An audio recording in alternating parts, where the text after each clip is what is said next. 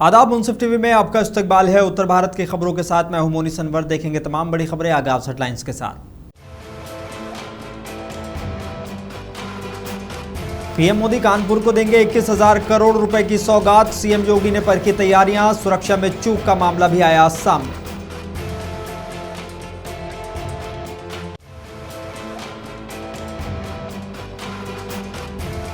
UP में बढ़ते corona मामलों पर बोले डेप्यूटी सीएम ब्रजेश पाठक, स्वास्थ्य विभाग पूरी तरह सतर्क।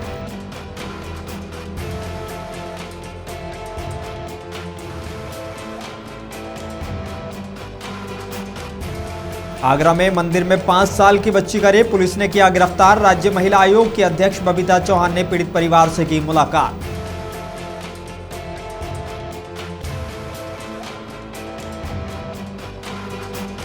और सहारनपुर में 5 महीने की मासूम की गला रेतकर हत्या, बगल में सो रही मां को पता नहीं चला, सुबह खून से सनी हुई मिली लाश।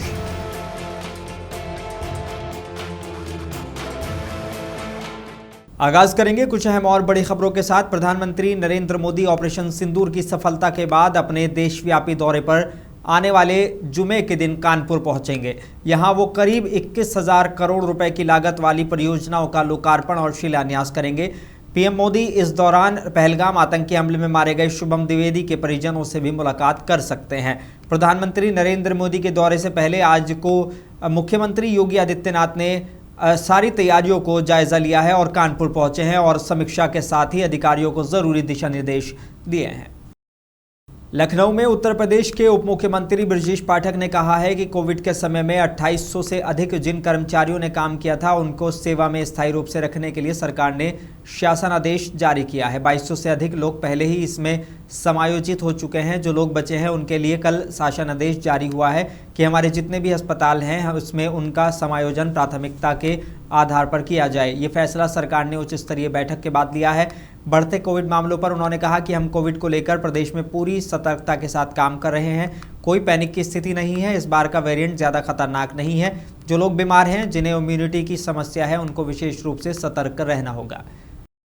कोविड में लगभग 2800 से अधिक कर्मचारियों ने, चिकित्सकों ने काम किया था। उनको सेवा में स्थायी रूप से रखने के लिए सरकार ने शासनादेश जारी किया था। उसमें लगभग 2200 से अधिक लोग पहले समायोजित हो चुके हैं।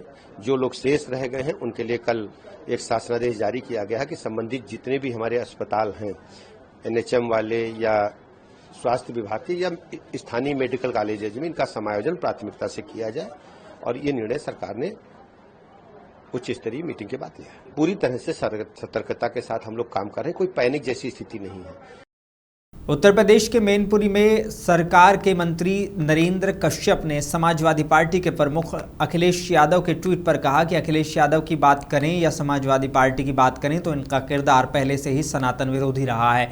इसलिए ऐसी पार्टी यदि हमारी सरकार पर ट्रस्ट बनाकर मंदिरों पर कब्जा करने का आरोप लगाए तो लोग उन पर भरोसा नहीं करते हैं। जनता जानती है कि अखिलेश यादव उत्तर प्रदेश के विकास पर कभी बात नहीं करते। आने वाले समय में अखिलेश यादव और समाजवादी पार्टी को इसका नुकसान उठाना पड़ेगा। अखिलेश यादव जी की बात करें या समाजवादी पार्टी की बात करें, इनका किरदार पहले से और अब थोड़ा ज्यादा सनातन विरोधी हो गया। सनातन को गाली देने वाला हो गया, सनातन का अपमान करने वाला हो गया। देश जानता है, प्रदेश जानता है कि यही समाजवादी पार्टी है जिसने राम भक्तों पे गोलियां चलाई। यही समाजवादी पार्टी जो राम के अस्तित्व को नकारते हैं। इसी समाजवादी पार्टी ने रामलला की स्थापना में जाने से इनकार किया। इसलिए ऐसी पार्टी अगर हमारी सरकार पर ट्रस्ट बनाकर मंदिरों पे कब्जे की बात कहे तो अब लोग इस पर भरोसा नहीं करते। कासगंज जिले में समाजवादी पार्टी की राष्ट्रीय प्रवक्ता और सहावर नगर पंचायत की पूर्व चेयरपर्सन जाहिदा सुल्तान का जनसंपर्क अभियान जोरों पर है, जहां उन्होंने पटियाली विधानसभा क्षेत्र के गंज डुंडवारा क्षेत्र का दौरा कर आमजन से सीधा संवाद किया और उनकी समस्याएं जानी। इस मौके पर जनता को उन्होंने आश्वासन दिया कि समाजवादी पार्टी की सरकार बनने पर जनता की हर समस्या का समाधान प्राथमिकता के आधार पर किया जाएगा। अपने दौरे के दौरान जाहिदा सुल्तान गंज डुंडवारा के सावर रोड पर एक स्थानीय जिम सेंटर भी पहुंची, जहां लोगों ने उनका जोरदार स्वागत किया। वहीं युवाओं ने उन्हें प्रतीक चिन्ह देकर सम्मानित किया है।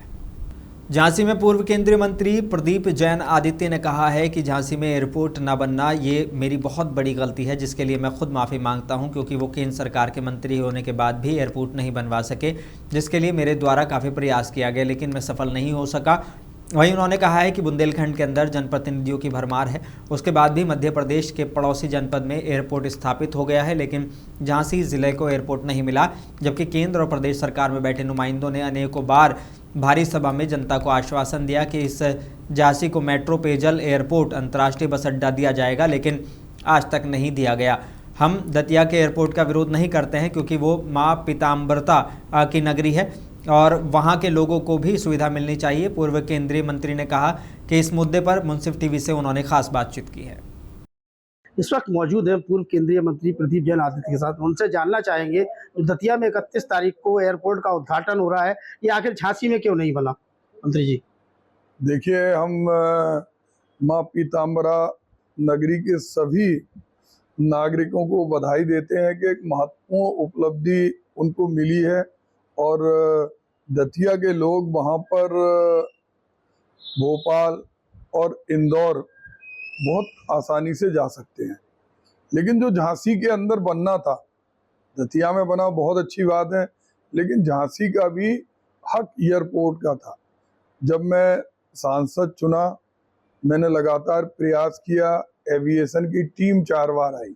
चूंकि लैंड सब्जेक्ट टू स्टेट होता है, तो राज्य सरकार ने जो जमीनें दिखाई, वो जमीन राज्य सरकार ने बहुत तकनीकी ढंग से उसकी स्वीकृति, मुआवजा और सारी चीजों पे नहीं दी। तो क्या मंत्री जी ये माना जाए कि उत्तर प्रदेश सरकार जानबूझकर झांसी को एयरपोर्ट देना नहीं चाहती है?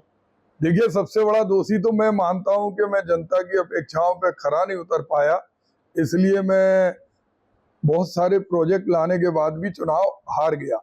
और मैंने उसकी पूरी फाइल करीब करीब तैयार थी। जो हमारा ग्वालियर रोड पर आर्मी का वो है, उसको भी एक्सटेंड करने की बात थी कि पीछे तक वो बढ़ेगा और वहां से जाएगा, और वो लैंड केंद्र सरकार की थी। लेकिन अब हमारे जितने भी जनप्रतिनिधि हैं, मैं समझता हूं कि पूरे देश के अंदर सबसे ज्यादा केंद्र और राज्य सरकार के जनप्रतिनिधि झांसी में है।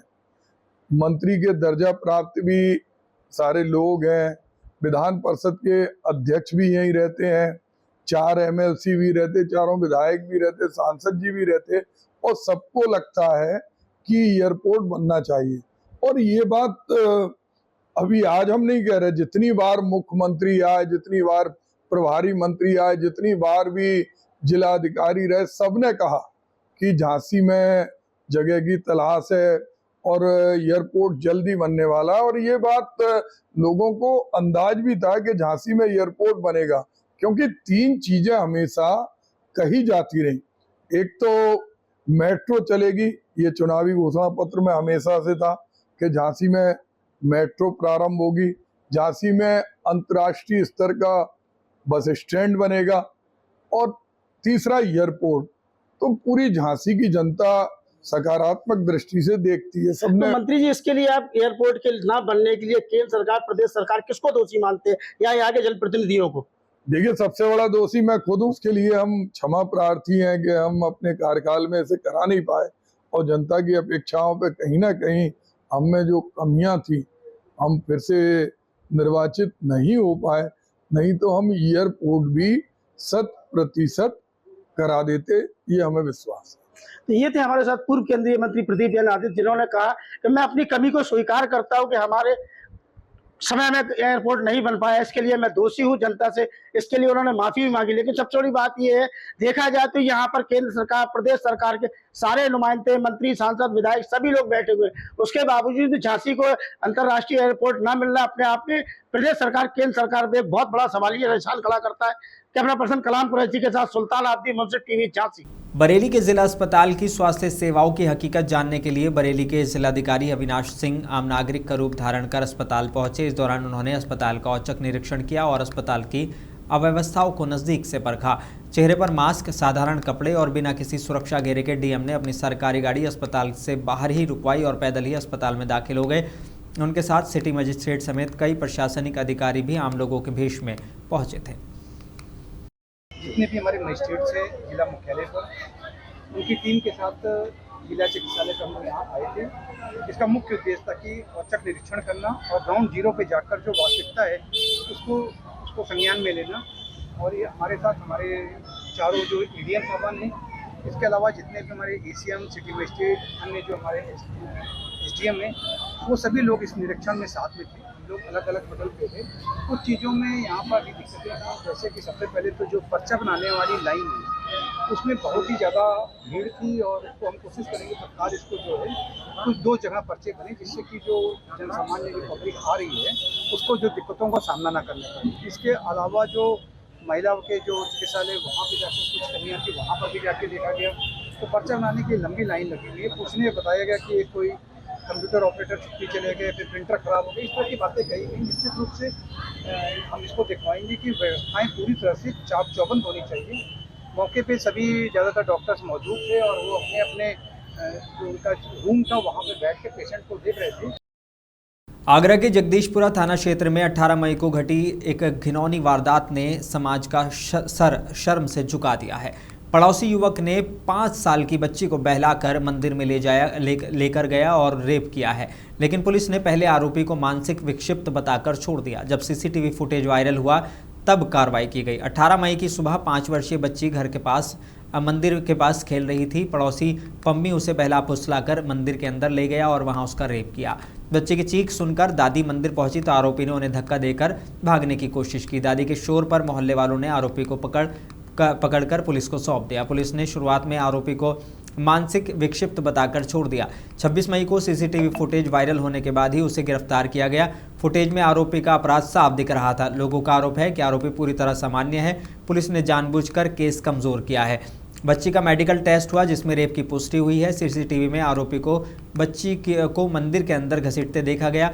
घटना के बाद स्थानीय लोगों ने आरोपी को जमकर पीटा। न्याय की मांग को लेकर सोशल मीडिया पर भी तूफान उठ खड़ा हुआ है। दिनांक 18/5/2025 को थाना जगदीशपुरा क्षेत्र के अंतर्गत एक नाबालिग बालिका के साथ दुष्कर्म की घटना का जगदीशपुरा पुलिस द्वारा तत्काल संज्ञान लेके अभियुक्त पंजीकृत कराया गया। इसी के क्रम में अभियुक्त की गिरफ्तारी के लिए टीमें बनाई गई। टीमों के द्वारा आज दिनांक 27/5/2025 को अभियुक्त को गिरफ्तार किया गया एवं थाना जगदीशपुरा पुलिस के द्वारा अभियुक्त को मान्य न्यायालय के समक्ष प्रस्तुत किया गया है। अभियुक्त प्रथम दृष्टया मानसिक रूप से विक्षिप्त बताया जा रहा है। पीड़िता की काउंसलिंग की गई है। अग्रिम विवेचनात्मक कार्रवाई की जा रही है। उत्तर प्रदेश के आगरा में 5 साल की मासूम बच्ची के साथ हुई दरिंदगी के मामले में अब प्रशासन और महिला आयोग अलर्ट हो गया है। राज्य महिला आयोग की अध्यक्ष बबीता चौहान खुद पीड़ित परिवार के घर पहुंची, हालात जाने और कार्रवाई का भरोसा दिया। उन्होंने कहा कि बड़ा मामला फास्ट ट्रैक कोर्ट में सुना जाएगा और 15 दिन में सख्त कार्रवाई होगी। प्रकरण है, एक बच्ची के साथ रेप हुआ था। बिचपुरी की बच्ची थी और थाने में हम इसलिए पहुंचे क्योंकि मैं फोर्स के वहां गए थे। सब अधिकारी, सारे विभाग हमारे साथ वहां गए। बच्ची के जहां घटना स्थल पर कि जहां मंदिर में उसके साथ ये घटना घटी गई, वहीं बराबर में उसका घर था। फिर अभी हमने उसको मेडिकल करके यहाँ बुलाया है और जो भी बेस्ट कार्रवाई हो सकती है, जो व्यक्ति है वो पकड़ा गया है, कल उसको अरेस्ट कर लिया गया है। तो इसी सिलसिले में आज यहाँ थाने पर देखिए, ये जब इस तरह की घटनाएं होती है ना ऐसे मासूमों के साथ कि 2 साल 4 साल 6 साल, ये बहुत ही संवेदनशील मामले होते हैं और इसमें मुझे लगता है जो थोड़ा सा भी किसी के अंदर दिमाग होगा तो वो उस तरफ ध्यान नहीं देता है। उत्तर प्रदेश के सहारनपुर में भी एक दिल दहला देने वाली वारदात सामने आई है। सहारनपुर में आज सुबह 5 महीने की बच्ची का गला रेतकर हत्या कर दी गई। बच्ची मां के बगल में सो रही थी मगर उसे पता तक नहीं चला। परिवार के किसी भी सदस्य को घटना की भनक नहीं लगी। सुबह जब परिवार के लोग जागे तो बच्ची का शव बिस्तर पर खून से लथपथ पड़ा मिला। घटना की सूचना मिलते ही SSP Rohit Sajwan, ASP, SP city और फॉरेंसिक टीम मौके पर पहुंची। पुलिस टीम घटनास्थल से साक्ष्य जुटाने के साथ गांव में पूछताछ कर रही है। वारदात गागलेडी थाना क्षेत्र के कुतुबपुर कुसैनी गांव की है। परिजनों के द्वारा सूचना दी गई कि 4-5 महीने की बालिका थी, वो घर पे सब लोग सो रहे थे और सुबह 6 बजे के आसपास उन्होंने देखा कि लड़की गले से कुछ खून बह रहा है, तो उसको अस्पताल ले गए और जहाँ उसकी इलाज के दौरान मृत्यु हुई। इस पूरे प्रकरण में ये चीज़ें संज्ञान में आई हैं कि जो महिला है उसका पति पिछले 3 माह से केरल कार्य करने गए हुए थे और इसमें घर वालों के द्वारा जो महिला की जो सास है उसके द्वारा कुछ बातें बताई गई जिनके आधार पर पुलिस की विवेचना चल रही है। जो बालिका है उसका पोस्टमार्टम के लिए शव को भेज दिया गया है और प्रकरण में तहरीर प्राप्त कर जो आवश्यक कार्रवाई वो की जा रही है। उत्तर प्रदेश के शाहजहांपुर में बिना लाइसेंस के चल रहे बायोडीजल पंपों पर प्रशासन ने बड़ी कार्रवाई की है। डीएम धर्मेंद्र प्रताप सिंह को मिली शिकायतों के बाद 9 अलग अलग टीमों का गठन किया गया। इन टीमों ने एक साथ छापेमारी कर 9 अवैध पंपों को सील कर दिया है। छापेमारी में करीब 2,500 लीटर और डीजल और 735 लीटर पेट्रोल बरामद किया गया है। जब्त ईंधन को जांच के लिए भेजा जा रहा है।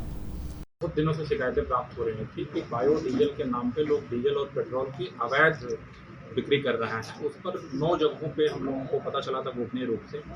उन सभी 9 जगहों पे आज एसडीएम और तहसीलदार की अध्यक्षता में एक टीम बनाई गई, जिस टीम में सप्लाई विभाग के लोग भी शामिल थे, क्योंकि इसमें सैंपलिंग की, सीलिंग की बहुत सारी कार्रवाइयाँ होनी थी। तो अर्ली इन द मॉर्निंग इसमें कार्रवाई की गई और 9 जगहों पे इनके टैंक को, इनके ऑफिसेज को सील कर दिया गया है। वहाँ जो रिकॉर्ड्स वगैरह मिले हैं उनको भी सील करके अपने कब्जे में ले लिया गया है और इन सभी 9 चलाने वाले लोग हैं, इन सबके विरुद्ध 3/7 आवश्यक वस्तु अधिनियम के तहत FIR दर्ज कराई गई। उत्तर प्रदेश के जौनपुर के जफराबाद इलाके के मोहम्मदपुर गांव में एक ही परिवार के 3 सदस्यों की हत्या का मामला अब तूल पकड़ने लगा है। इस मामले में यूपी कांग्रेस के प्रदेश अध्यक्ष अजय राय ने पीड़ित परिवार से मुलाकात की है। मृतक की पत्नी प्रभावती और मृतक गुड्डू की पत्नी सरिता से घटना की जानकारी ली है। पीड़ित परिवार ने बताया कि 2018 से अब तक पुलिस ने कोई ठोस कार्रवाई नहीं की। पूर्व में हुई घटनाओं से भी पुलिस की कार्रवाई संतोषजनक नहीं रही। अजय राय ने पुलिस से कठोर कार्रवाई की मांग की है। बेचारे एक अपना परिवार चलाते थे, अनुसूचित जात के लोग जो अपने परिवार का जीवन यापन करते थे छोटी सी दुकान खोल के। आज वो परिवार पूरी तरीके से तबाह हो गया। उसके दोनों बच्चों की हत्या हो गई, बाप मर गए और पूरा परिवार गमगीन है। उनकी अभी पत्नी से मिला लाल जी की, उनकी बहू से मिला और जैसा पता चला कि शायद 2 यहाँ पे गिरफ्तारियाँ हुई हैं, पर ये अगर पहले कार्रवाई होती तो ये घटना नहीं घटती, क्योंकि 17 और 18 सन 1917 और 18 से ये यहाँ पे परिवार में तनाव चल रहा था। तो कहीं ना कहीं इसमें प्रशासन की ढिलाई है और सरकार जो योगी सरकार चल रही है इसमें पूरा जंगल राज पूरे प्रदेश में चल रहा है। चारों तरफ हत्याएं, बलात्कार और मर्डर रोज हो रहे हैं, आए दिन हो रहे हैं। जौनपुर जिले में युवक की चाकू मारकर हत्या कर दी गई है। बदमाश तब तक वार करते रहे जब तक युवक मर नहीं गया। घटना की सूचना पर सिकरारा थाने की पुलिस भी मौके पर पहुंच गई। आसपास के लोगों से पूछताछ के बाद शव को पोस्टमार्टम के लिए भेज दिया गया है। फिलहाल पुलिस मामले की जांच में जुटी हुई है। अनुज यादव निवासी जमालपुर थाना मछली शहर को उसी के गाँव के मनोज यादव नामक व्यक्ति द्वारा चाकू मार दिया गया है, जिससे उसकी मृत्यु हो गई है। घटना का संज्ञान लेते हुए तत्काल थाना पुलिस और वरिष्ठ अधिकारी द्वारा मौका मुआयना किया गया है। घटना के कारणों के बारे में जानकारी की गई है। तो प्रथम दृष्टया आशनाई या प्रेम संबंध की बात सामने आ रही है। अभी इस पूरे प्रकरण में अभियोग पंजीकृत किया गया है तथा जो अभियुक्त है उसकी गिरफ्तारी के लिए पुलिस अधीक्षक महोदय द्वारा 3 टीमों का गठन किया गया है। उत्तर प्रदेश के जालौन में नवीन ज्वेलर्स डकैती मामले में जालौन पुलिस को 24 घंटे के भीतर दूसरी बड़ी सफलता हाथ लगी है। देर रात पुलिस और बदमाशों के बीच हुई मुठभेड़ में के दौरान एक बदमाश के पैर में गोली लगी है, वहीं दूसरे बदमाश ने सरेंडर कर दिया है। बताने की बीती 15 मई को कोंच कस्बे के नवीन ज्वेलर्स की दुकान पर 6 नकाबपोश बदमाशों ने डकैती की वारदात को अंजाम दिया था, जिसको लेकर पुलिस लगातार चेकिंग अभियान में थी। इस बीच कोंच कोतवाली इलाके के जुजारपुरा जाने वाली नहर पट्टी के पास इन बदमाशों से मुठभेड़ हो गई, जिसमें डकैती में शामिल 5 आरोपियों को गिरफ्तार कर लिया गया है। एक की तलाश अभी भी जारी है। एसओजी प्रभारी की टीम को सामने देखकर इन लोगों ने अपनी मोटरसाइकिल कच्चे रास्ते पर मोड़ी। मोटरसाइकिल फिसली और ये लोग उतरकर भागने लगे। जब टीम ने पीछा किया तो एक अभियुक्त जो अजय उर्फ गोलू कुशवाहा है, उसने पुलिस टीम पर एक फायर किया। उसको ललकारा गया, समर्पण के लिए कहा गया। उसने दूसरा फायर किया। आत्मरक्षार्थ जब टीम ने एक राउंड फायर किया उसकी तरफ, तो गोली इसके पैर में लगी, घायल हो गया।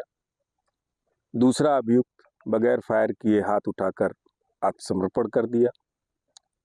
उसको गिरफ्तार कर लिया गया है दोनों को। क्योंकि अभियुक्त अजय उर्फ गोलू घायल है, उसकी प्राण रक्षा के लिए उसको हॉस्पिटल रवाना किया गया है। उत्तर प्रदेश के झांसी के मोठ कोतवाली इलाके में एक बार फिर पुलिस और अपराधी के बीच आमना सामना हुआ है। इस बार पुलिस की सजगता और मुस्तैदी से एक कुख्यात इनामी बदमाश को गिरफ्तार कर लिया गया है। पकड़े गए अपराधी की पहचान भूपेंद्र ग्वाला निवासी के रूप में हुई है, जिस पर झांसी पुलिस ने 25,000 रुपये का इनाम घोषित कर रखा था। वहीं पुलिस अधीक्षक ग्रामीण डॉक्टर अरविंद सिंह ने बताया कि इस घटना की जानकारी दी है। ये अभी जो है मोट थाना क्षेत्र अंतर्गत है, मोट गुरसराय रोड पर ये एसओजी स्वाट और मोट पुलिस द्वारा चेकिंग की जा रही थी। इंफॉर्मेशन बेस पर एक जो ये रोड है यहाँ पर धोरी बाबा मंदिर के पास में एक व्यक्ति जो मोटरसाइकिल से आ रहा था उसको स्पॉट करके रोका गया। उसने पुलिस को देखते हुए पुलिस पर फायर करते हुए जंगल तक भागा। उसको दौड़ा के पकड़ने का प्रयास किया, उसमें एक्सचेंज ऑफ फायर में उसको गोली लगी है। जो बदमाश है वो भूपेंद्र गोला नाम का है, जो यह यहाँ का रहने वाला है, प्रेमनगर का रहने वाला है।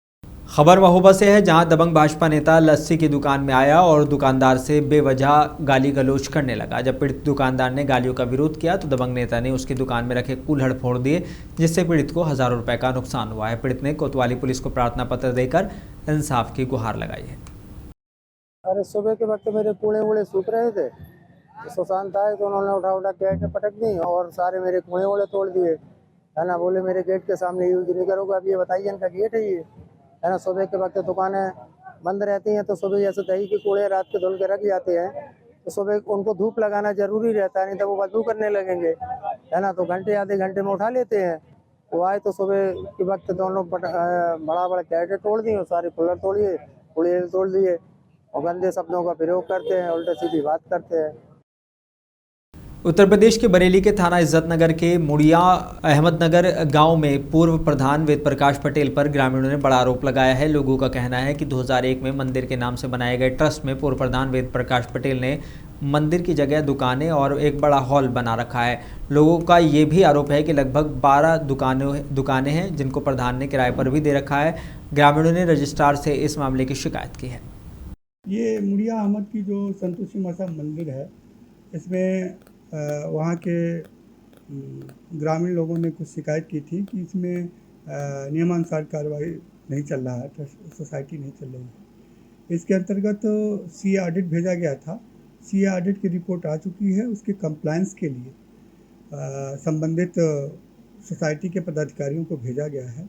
जैसे उनके कंप्लायंस आएंगे उसके अनुसार नियमानुसार उनके खिलाफ जो भी कार्रवाई होगी। रिपोर्ट की एक विस्तृत रिपोर्ट है। इसमें बहुत सारे कार्य में इन्होंने टेंडर नहीं किया है, मेनली यही इसी की शिकायत आई है। लेकिन जो भी इनके सीए के ऑडिट के अनुसार आया उसके लिए इनसे कंप्लायंस मांगा गया है, नोटिस भेजा गया है और उसकी कॉपी शिकायतकर्ता को भी भेजी जाएगी और इस पर जो भी साक्ष्य के आधार पर। उत्तर प्रदेश के कुशीनगर का आबकारी विभाग एक बार फिर सवालों के घेरे में है। मुख्यमंत्री के सुबह 10 बजे से 12 बजे तक जन सुनवाई के स्पष्ट आदेशों के बावजूद भी कुशीनगर के जिला आबकारी अधिकारी अपने कार्यालय में नहीं मिले। लोगों का कहना है कि आबकारी विभाग की इस लापरवाही का खामियाजा उन लोगों को भुगतना पड़ रहा है जो अपनी समस्याओं को लेकर विभाग में आते हैं। अधिकारियों की गैर हाजिरी से उन्हें निराश होकर लौटना पड़ता है।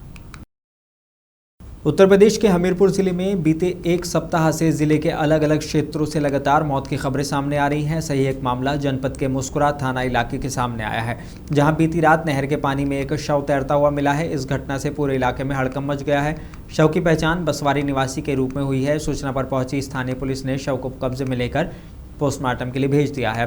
पुलिस आगे की तहकीकात में जुटी हुई है।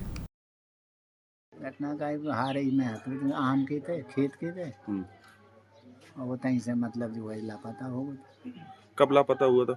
सोमवार के दिन। कितने टाइम तक? ये मतलब शाम को वही करीब 6 बजे के करीब। अच्छा, और ये सूचना आपको कब मिली कि नहर पे बॉडी है? भाई हमने फ़ोन करो तुम लड़कन ने बच्चन ने कि मतलब कहाँ है, कहाँ ले गए, मड़ैया में परो हो। वो खेत में है तो मतलब ब्यारी नहीं करने को वहाँ मौनी करने। फिर के बाद में जो है बांदा जिले के बबेरू कस्बे के उगासी रोड पर एक युवक ने पेड़ पर फांसी लगाकर आत्महत्या कर ली। युवक का नाम नंदराम बताया गया है। वहीं सूचना मिलते ही देर रात्रि बबेरू कोतवाली पुलिस फोर्स के साथ पहुंची और फॉरेंसिक टीम को सूचना दी। मौके पर पहुंची फॉरेंसिक टीम के द्वारा जांच पड़ताल की गई। उसके बाद पुलिस ने शव को फांसी के फंदे से निकालकर शव को कब्जे में लेते हुए पंचनामा भरकर पोस्टमार्टम के लिए मेडिकल कॉलेज बांदा भेजा है। वहीं इस घटना को देखते हुए पुलिस जाँच पड़ताल में जुटी हुई है। फांसी लगा ली है। कैसे आपको जानकारी हुई? अभी तक नहीं है, ढूंढने रेटिंग के बहाने आए थे, तो हमने सोचा भी नहीं आए तो ढूंढने आए, तो बबूल के पेड़ में फांसी लगा लिए। इसके बाद किसको आपने सूचना दी है? पुलिस को सूचना दी है। पुलिस आ गई है? हाँ, आ गई है। पुलिस कहाँ भेज रही है? पोस्टमार्टम के लिए। उत्तर प्रदेश के जौनपुर में गो तस्करों द्वारा की गई वारदात में एक पुलिस कांस्टेबल की मौत हो गई थी। इस घटना में एक चौकी इंचार्ज और 3 पुलिस कांस्टेबल गंभीर रूप से घायल हुए थे। अब जौनपुर पुलिस गौ तस्करों के खिलाफ बड़े अभियान की तैयारियों में जुट गई है। पुलिस अधीक्षक डॉक्टर कौस्तुभ ने बताया कि गौ तस्करी और गोकशी के विरुद्ध व्यापक अभियान चलाया जा रहा है। इसके तहत 110 संवेदनशील स्थानों की पहचान की गई है। इन स्थानों पर रात्रि में पुलिस की विशेष तैनाती की जा रही है, साथ ही बड़े बैरियर लगाए जा रहे हैं। गौ तस्करी और गौकशी के विरुद्ध एक व्यापक अभियान चलाया गया है, जिसके अंतर्गत हमारे जनपद में लगभग 110 ऐसे बिंदु चिन्हित किए गए हैं जहां पे पुलिस की उपस्थिति रात के समय सुनिश्चित की जा रही है। साथ में यहां पर बड़े भारी किस्म के बैरियर्स लगाने की तैयारी की जा रही है, ताकि यहां पे उनके आवागमन को पूरी तरह से बाधित किया जा सके। इसके साथ ही हमारे जनपद में कुल 10,000 पिकअप, बोलेरो और टाटा की पिकअप हैं। उन सभी गाड़ियों के सत्यापन का एक विस्तृत ड्राइव चलाया गया है, जिसमें इन सभी की गाड़ियों पे कलर कोडिंग और नंबरिंग की जा रही है, ताकि हम आइडेंटिफाई कर सकें ये गाड़ियाँ क्या हैं। इस प्रकार की कोई भी गाड़ी जो माननीय उच्चतम न्यायालय और उच्च न्यायालय के निर्देशों के विपरीत लोहे के बम्पर लगा रही है, और या फिर कोई ऐसा गैराज जिसमें इस प्रकार के लोहे के बम्पर का निर्माण किया जा रहा है, पुलिस द्वारा उनके विरुद्ध भी कार्रवाई की जा रही है। सऊदी अरब में कल ईद उल अजहा का चांद नजर आ गया है और ऐसे में भारत मुल्क में आगामी ईद उल अजहा पर्व पर जानवरों की कुर्बानी के लिए ख़रीदारी शुरू हो गई है। मुरादाबाद में जानवरों की ख़रीदारी करने के लिए आए लोगों ने कहा कि इस बार बाज़ार बहुत अच्छा है और जमकर ख़रीदारी की जा रही है। लोगों ने कहा कि आज या कल उम्मीद है ईद उल अजहा का चांद नज़र आ जाएगा और बाज़ारों में जानवरों की ख़रीदारी के लिए लोग आ रहे हैं। इसके साथ ही लोगों ने कहा कि प्रशासन का भी अच्छा सहयोग मिल रहा है। बिक्री बढ़िया चल रही है, पशु भी बिक रहे हैं, बकरे भी, बकरी भी बहुत बढ़िया रेटों में बिक रहे हैं। और इस समय जो है बाजार अब हल्का हो गया, सुबह बहुत माल था यहाँ पर। इस बार क्या लग रहा है, अच्छी दुकानदारी होगी, बढ़िया चलेगी? हाँ, बढ़िया होगी दुकानदारी, बढ़िया चल रही है। इस बार महंगा है जानवर सस्ता है? मीडियम है, सही है ना, ज्यादा महंगा है ना सस्ता है। बकरे भी कई क्वालिटी के आ रहा है? हाँ, बहुत क्वालिटी के बकरे आ रहे हैं भाई। और लगातार खरीदारी शुरू हो गई बाजार के अंदर, और हम यहाँ इस टाइम मौजूद बकरे देखने आए, बकरे लेने आए। मोरादाबाद जमीन पर बाजार सज चुके हैं, जाने आ रहा है बकरों का बाजार, और इस टाइम पाकबड़े की स्थिति बुध का बाजार है, जहाँ पर बाजार लग रहा है। बताइए, जिस तरीके से पहले के मुकाबले इस बार महंगाई है, सस्ता जानवर इस बार ज्यादा महंगा नहीं है जानवर, और बहुत ही नए खूबसूरत अच्छे जानवर आ रहे हैं और सस्ते रेटों में है। इस बार लगता है कि जिस लोग सोचते रहे थे कुर्बानी की 8-10 हज़ार में बकरा मिल रहा है, इस टाइम 10 हज़ार रुपये तक। देखिए, शासन और प्रशासन की गाइडलाइन को फॉलो कर रहे हैं, जिस तरीके से आदेश आ रहे हैं वही पालन किया जा रहा है। जिस तरीके से बाजार लगाया जा रहा है वो अपनी अनुमति की तरह लगाया जा रहा है। बाहर रोड पे कोई जाम की स्थिति नहीं है, ना कोई बाहर बाजार लगा हुआ है, जहाँ लगता है हर साल वहीं बाजार लगा हुआ है। उत्तर भारत की खबरों में बस इतना ही। मुझे दीजिए इजाज़त, बने रहिए मुंसिफ टीवी के साथ।